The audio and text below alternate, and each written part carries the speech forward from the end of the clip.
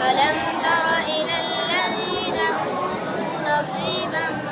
من الكتاب يؤمنون بالجبت والطاغوت ويقولون للذين كفروا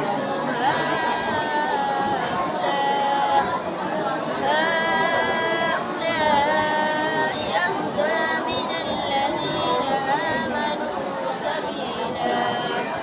أولئك الذين لعنهم الله ومن يلعن الله فلن تجد له نصيرا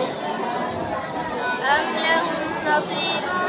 من الملك فإذا لا يؤتون الناس نقيرا أم يحسدون الناس على ما آتاهم الله من فضله فقد آتينا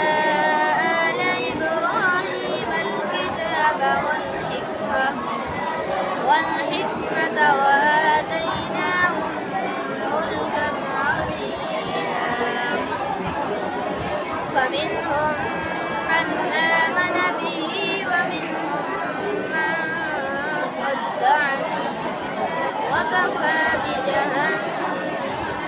سعيرا.